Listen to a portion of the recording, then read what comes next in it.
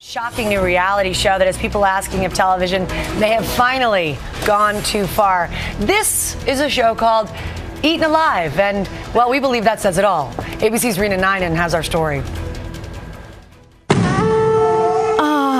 Remember the good old days when reality TV was all about learning survival skills? The tribe has spoken.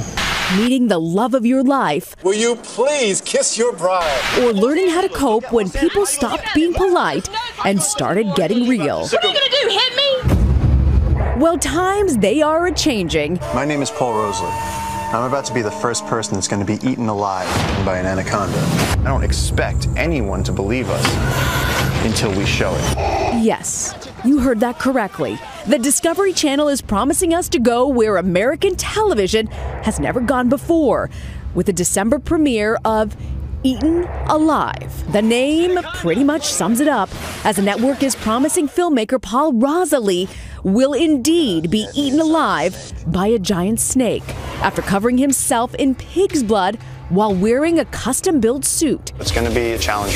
Now that viewers are gravitating more towards scripted shows, they have to come up with something that's really going to stand apart from the crowd and really generate a lot of buzz. Discovery is leading the way in this shock reality with Naked and Afraid. You're in trouble. And Tethered. It's extreme. MTV joining in with Slednecks, a wintry version of their former hit Buck Wild. Mudding is like a stress reliever. Canceled after one season when one of its stars was killed mudding. Fortunately, Mr. Rosley, reality does seem to have some limits. The special has already been filmed, and the filmmaker is believed to have survived, along with his snake. For Good Morning America, Rena Nynan, ABC News, New York. Believed to have survived? Well, that's good news. Stay tuned. But how do you get out? Oh, no.